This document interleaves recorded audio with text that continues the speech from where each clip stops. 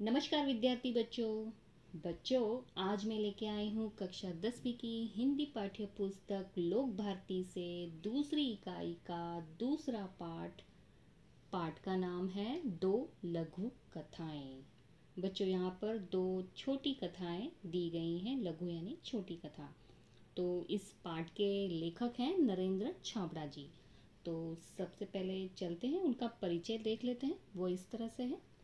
नरेंद्र छाबड़ा जी जाने माने बच्चों वे कथाकार हैं और कहानियों के साथ साथ अपने बहुत सी लघु कथाएं भी उन्होंने लिखी हैं और इनकी लघु कथाएं विभिन्न पत्र पत्रिकाओं में नियमित रूप से स्थान पाती रही हैं। बच्चों उनकी कुछ प्रमुख कृतियां हैं, वो इस तरह से है कि मेरी चुनिंदा, लघु कथाएं आदि से है।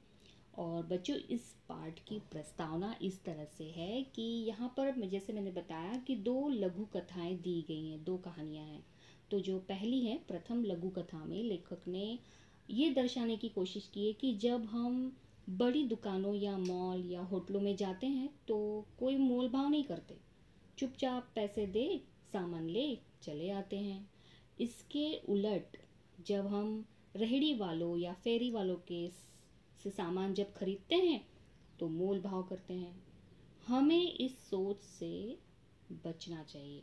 तो चलिए देखते हैं इस कहानी को, इससे समझते हैं कि लेखक यहाँ क्या कहना चाहते हैं। और बच्चों इस पहली कहानी का शीर्षक है कंगाल। तो चलिए देखते हैं कहानी किस तरह से है। बच्चों लेखक कहते हैं कि इस वर्ष बड़ी भीषण गर्मी पड़ रही थी। दिन तो अंगारे से तपे रहते ही थे, रातों में भी लू और उमस से चैन नहीं मिलता था। तो सोचा कि इस लिजलिजे और घुटन भरे मौसम से राहत पाने के लिए कुछ दिन पहाड़ों पर बिताया जाए। तो लेखक अगले सप्ताह ही पर्वतीय स्थल की यात्रा पर निकल पड़े। 2-3 दिनों में ही मन में सुकून सा महसूस होने लगा था उन्हें। वहाँ का प्राकृतिक दृश्य, सौंदर्य, हरे भरे पहाड़ गर्व से सीना ताने जैसे खड़े थे। दीर्घता सिद्ध करते हुए वृक्ष पहाड़ों की नीरवता में हल्का सा शोर कर अपना अस्तित्व सिद्ध करते झरने मन बदलाव के लिए पर्याप्त थे। लेखक यहाँ बताते हैं कि उस दिन वे शाम के वक्त झील किनारे टहल रहे थे तो उन्हें एक भुट्टे वाला दिखाई पड़ा। वो भुट्टे वाला आया और बोला कि साहब भुट्टा लेंगे? गरम गरम भून कर मसाला लगा कर दूंगा। सहज ही पूछ लिया उससे कि कितने का है।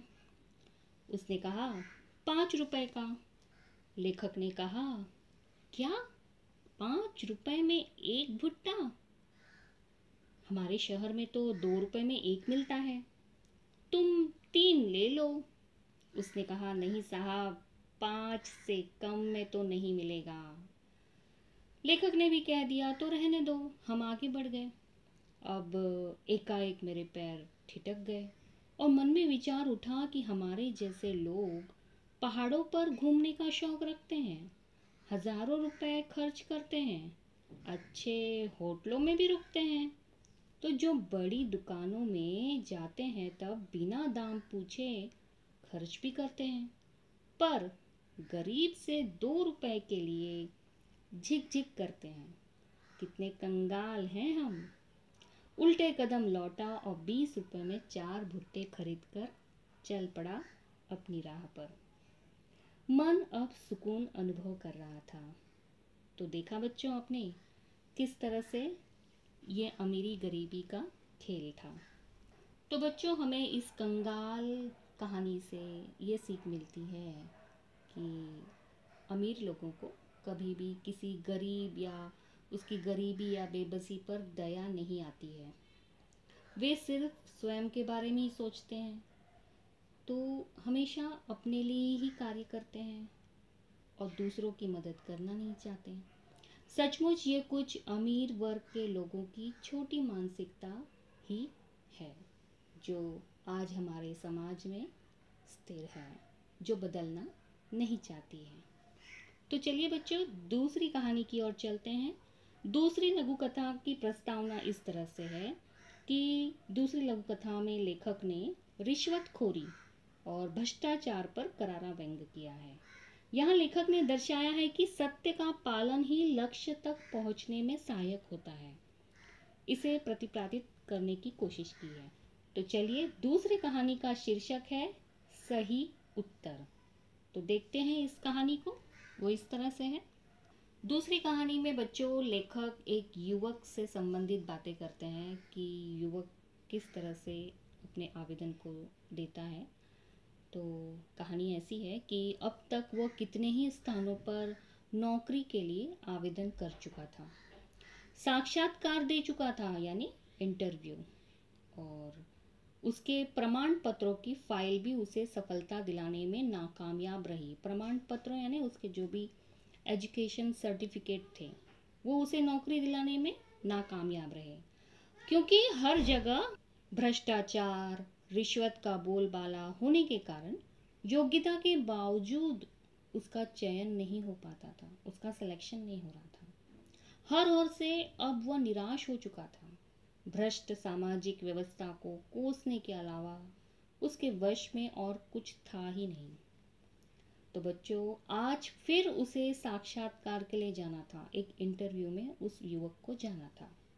अब तक देश प्रेम, नैतिकता, शिष्टाचार, ईमानदारी पर अपने तर्कपूर्ण विचार बड़े विश्वास से रखता आया था, लेकिन इसके बावजूद उसके हिस्से में सिर्फ असफलता ही आई थी। साक्षात्कार के लिए उपस्थित जो प्रतिनिधि मंडल में से एक अधिकारी ने पूछा कि पहला सवाल था उनका कि अधिकारी का कि भ्रष्टाचार के बारे में आपकी क्या राय है। तो बच्चे जानते हैं उस युवक ने क्या कहा। युवक ने कहा, भ्रष्टाचार एक ऐसा कीड़ा है जो देश को घुन की तरह खा रहा है। घुन एक कीड़े का नाम है जो चावल और गेहूं में होता है अक्सर। इसने सारी सामाजिक व्यवस्था को चिंताजनक स्थिति में पहुंचा दिया है। सच कहा जाए तो ये देश के लिए कलंक है।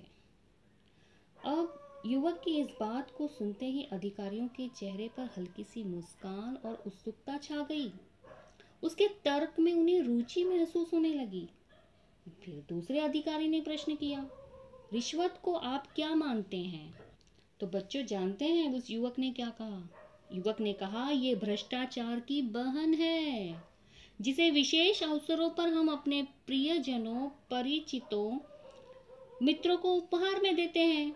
इसका स्वरूप भी कुछ कुछ वैसा ही है, लेकिन उपहार देकर हम केवल खुशियों या कर्तव्यों का आदान प्रदान करते हैं, इससे अधिक कुछ नहीं। जबकि रिश्वत देने से रुके हुए कार्य, दबी हुई फाइलें, टलती हुई पदोन्नति, रोकी गई नौकरी आदि में इसके कारण सफलता हासिल की जा सकती है। तब बच्चों, युवक ने कहा, तब भी ये समाज के माथे पर कलंक है, इसका समर्थन कतई नहीं किया जा सकता, ऐसी मेरी धारणा है। इस तरह युवक ने कहा। ये बातें कहकर वह तेजी से बाहर निकल आया। जानता था कि यहाँ भी चयन नहीं होगा उसका, यहाँ उसका सिलेक्शन नहीं होगा। उसने सच्चाई बयां कर दी थी। पर भीतर बैठे अधिकारियों ने गंभीरता से विचार विमर्श करने के बाद युवक के सही उत्तर की दाद देते हुए उसका चयन कर लिया। बच्चों, आज वह समझा कि सत्य कुछ समय के लिए निराश हो सकता है, पर परास्त नहीं। तो बच्चों, ये दोनों कहानियाँ मेरी चुनिंदा लघु कथाएं से ली गई हैं लेखक की। तो हमें इस कहानी से ये सीख मिलती है, इस सही उत्तर शीर्षक कहानी से हमें सीख मिलती है कि समाज में समानता के लिए भ्रष्टाचार को संपूर्ण रूप से नष्ट करना नितांत आवश्यक है। और उस युवक का ये सही उत्तर था। प्रत्येक व्यक्ति की जिम्मेदारी, अपनी जिम्मेदारियों के प्रति निष्ठावान होकर भ्रष्टाचार मुक्त समाज का निर्माण करना चाहिए। तो बच्चों, आप लोगों ने देखी यहाँ पे दो लघु कथाएं, दोनों भी कहानियाँ कंगाल और सही उत्तर। इस पाठ से हमें क्या सीख मिलती है, मैंने वो भी बताने का प्रयास किया है।